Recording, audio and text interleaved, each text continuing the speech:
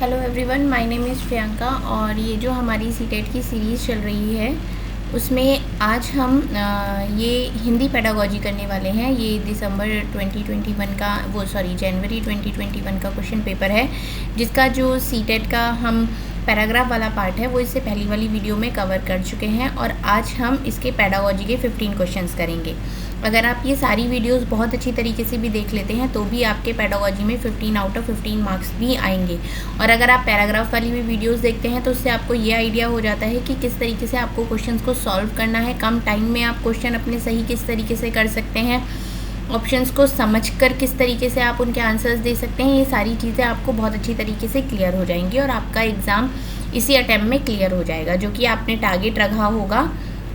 ये आपका 20 अगस्त, ये जो आपका टारगेट है ये आपका टारगेट डेफिनेटली अचीव हो जाएगा। तो वीडियो को बहुत अच्छे तरीके से देखना और समझना किस तरीके से क्वेश्चंस को सॉल्व करना है। चलिए वीडियो को स्टार्ट करते हैं। ये हमारे ये क्वेश्चन नंबर 106 है। कक्षा 1 में लिखना डैश से प्रारंभ होता है। कक्षा 1 मतलब क्लास 1, और ये जो प्राइमरी वाला सेक्शन होता है ये आपको पता ही है 1st to 5th तक का होता है। तो अगर हम क्लास 1 में राइटिंग जब हम स्टार्ट करते हैं तो वो किस चीज़ से स्टार्ट होगी? डायरेक्ट उसको अक्षर लिखने के लिए लिख देंगे? नहीं। वाक्य लिखनेंगे? नहीं। और शुरू से प्रारंभ होती है, किस चीज़ से शुरू करेंगे ये भी नहीं पता। तो किस चीज़ से स्टार्ट होती है? वो चित्र बनाने से स्टार्ट होती है। सबसे पहले बच्चों को ड्राइंग पे उसे दी जाती है कि वो अच्छे से कुछ हट बनाए या ट्राइंगल में इस तरीके से शेप्स बनाएं। उसके बाद ही आप वर्ड्स को उनको लिखने की प्रैक्टिस कराते हैं और फिर वो वाक्य पर पहुंचते हैं कहीं। चलिए नेक्स्ट क्वेश्चन देख लेते हैं। भाषा कौशलों के बारे में आप किस विचार से सहमत हैं? यहाँ पर 4 विचार दिए हुए हैं, आप उसमें से किस बात पर एग्री कर रहे हैं ये आपको इसमें बताना है। ये एक निश्चित क्रम में सीखे जाते हैं, ये एक दूसरे से अंतर संबंधित होते हैं, ये एक दूसरे को प्रभावित नहीं करते हैं, ये तो नहीं होगा। ये सभी एक साथ नहीं सीखे जा सकते, ये ऐसा भी नहीं है। तो हमारे पास 2 ऑप्शन बचते हैं।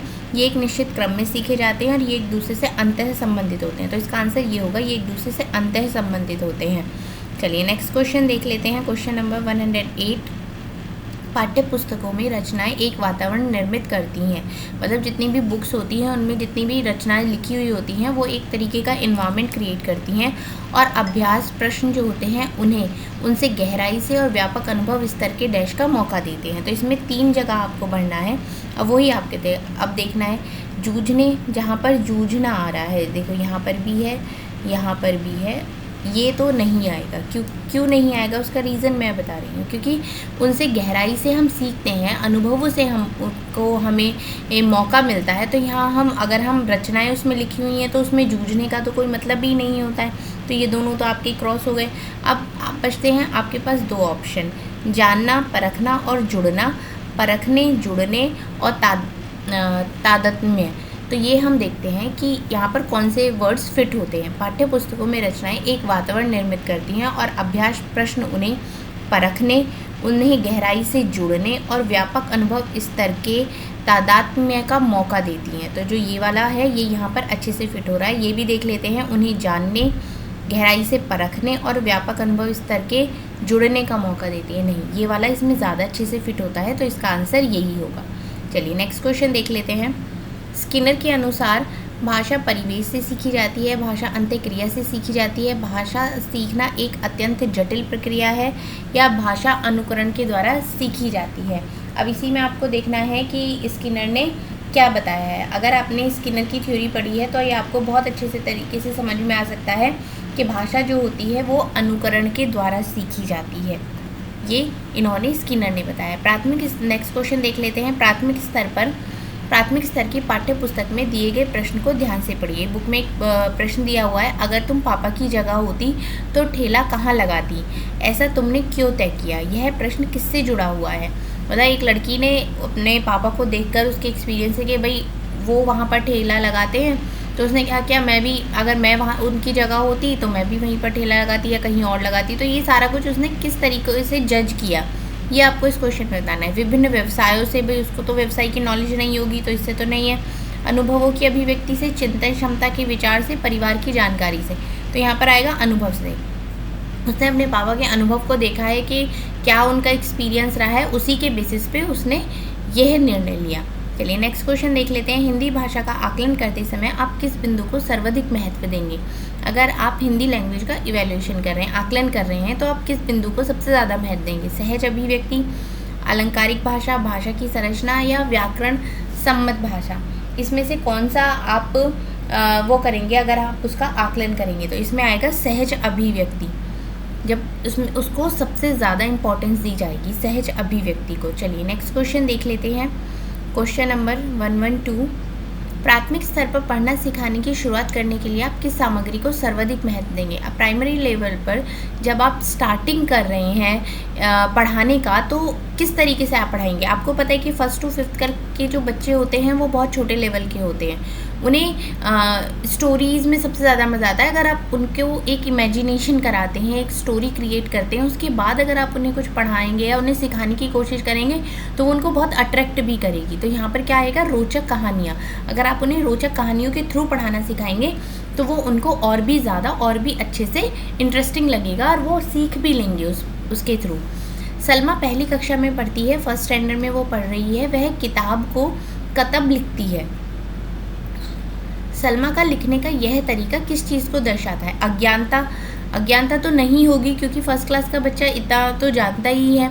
स्वयवर्तनी, नियंत्रित लेखन, लापरवाही भी नहीं होगा, तो इसमें आएगा स्वयवर्तनी की ही वजह से वो किताब को कतब लिखती है। नेक्स्ट क्वेश्चन देखते हैं। सामाजिक अंत्यक्रिया से भाषा सीखने का समर्थन किसने किया था? सोशल, अगर हम बात करें तो सोशल कल्चर थ्योरी किसकी थी? वाइगॉस्की की थी। तो यहाँ पर क्या आएगा? वाइगॉस्की ने ही ये किया था। नेक्स्ट क्वेश्चन देख लेते हैं 115। द्विभाषिता और डैश उपलब्धियों का गहरा सकारात्मक संबंध पाया जाता है। किस में पाया जाता है? व्यावसायिक, विद्वत, साहित्यिक या वैज्ञानिक? किस में ये संबंध पाया जाता है? चलिए ये देख लेते हैं। एक बार फिर से क्वेश्चन को पढ़ के समझने की कोशिश करिए कि ये क्वेश्चन क्या कह रहा है। द्विभाषिक, ये कह रहा है साहित्यिक। द्विभाषिक और साहित्यिक उपलब्धियों का गहरा सकारात्मक संबंध पाया जाता है, इसमें साहित्यिक आएगा। क्वेश्चन नंबर 116 है। प्राथमिक स्तर पर पढ़ाते समय आप हिंदी भाषा संबंधी किस पक्ष पर सर्वाधिक बल देंगे? क्योंकि भाषा के तो बहुत सारे पक्ष होते हैं, बहुत सारे स्तर होते हैं, तो इनमें से आप किस पर सबसे ज़्यादा बल देंगे प्राथमिक स्तर पर जब भी आप पढ़ा रहे हैं? तो इसमें आप भाषा प्रयोग, कि उस भाषा का जो प्रयोग है वो किस तरीके से किया जा रहा है, इस पर सर्वाधिक बल दिया जाएगा। कहीं उसमें त्रुटियां तो नहीं है क्या? भाषा का जो प्रयोग है वो गलत तरीके से तो नहीं किया जा रहा है, इस बात पर सबसे ज़्यादा ध्यान दिया जाएगा। नेक्स्ट क्वेश्चन है। मौखिक भाषा का आकलन डैश पर सर्वाधिक बल देता है? किस बात पर सबसे ज़्यादा बल देता है? उच्चारण की शुद्धता, विचारों की क्रमबद्धता, धारा प्रवाह की तीव्रता या संस्कृत निष्ठ शब्दों का प्रयोग करना? ये मौखिक भाषा का आकलन है, ये आपको बताना है इसमें कि जो मौखिक भाषा है वो किस पर सबसे ज़्यादा बल देता है। उच्चारणगत शुद्धता, मतलब जब आप बोल रहे हैं, मौखिक का मतलब ही उच्चारण से आता है। ये भी आप एक तरीके से इसको लिंक करके इसका आंसर कर सकते हैं। मौखिक मतलब बोलना, उच्चारण का भी मतलब बोलना था। तो किस में सबसे ज़्यादा वो बल देगा कि जो आप बोल रहे हैं वो क्लियर है या नहीं है। चलिए नेक्स्ट क्वेश्चन देख लेते हैं। हम भाषा के माध्यम से डैश और डैश भी करते हैं। हम क्या क्या करते हैं भाषा के माध्यम से? सोचते विचारते हैं, अनुभव करते हैं, महसूस करते हैं, चिंतन करते हैं, विचरण करते हैं, सोचते हैं, महसूस करते हैं। अगर हम देखा जाए तो भाषा के माध्यम से हम क्या करते हैं? भाषा के माध्यम से हम सोचते और विचार करते हैं। सबसे पहले हम सोचते हैं और फिर उस सोची हुई बात पर विचार करते हैं। तो इसका करेक्ट ऑप्शन ये हो जाएगा। नेक्स्ट क्वेश्चन है। हिंदी भाषा सीखने सिखाने का दायरा इतना बड़ा होना चाहिए कि डैश से उसका नाता ना टूटे। अब अगर आंसर की के हिसाब से देखा जाए तो इसका जो ऑप्शन नंबर 4 है, व्याकरण रटने, वो उसमें करेक्ट आंसर दिया गया है। लेकिन कहीं ना कहीं ये डाउट में लगता है कि हिंदी भाषा के सीखने और सिखाने का दायरा इतना बड़ा होना चाहिए कि किस चीज़ से उसका नाता नहीं टूटे। व्याकरण रटना शब्द यहाँ पर थोड़ा सा डाउट में आ रहा है। वैसे जो उसके अकॉर्डिंग है वो ऑप्शन नंबर 4 ही है आंसर की के अकॉर्डिंग, और हमें हमेशा उसी के अकॉर्डिंग जाना चाहिए। चलिए नेक्स्ट क्वेश्चन देख लेते हैं। लास्ट क्वेश्चन है ये पेडागोजी का। प्राथमिक स्तर पर भाषा सीखने सिखाने में बाल साहित्य मदद करता है क्योंकि वह सरल होता है, वह रंगीन चित्रों वाला होता है, वह भाषा की रंगतें प्रस्तुत करना है, वह बच्चों के लिए है। वह भाषा की रंगतें प्रस्तुत करता है, मतलब 1st to 5th का अगर बच्चा है और वो कुछ लिख रहा है या वो सीखने में, तो वो जो लैंग्वेज में लिखा होता है उसी से रिलेटेड वो जो रंगते होते हैं, मतलब जो कलर्स कह लो या पिक्चर्स कह लो, वो होते हैं, वो उससे रिलेटेड होती हैं।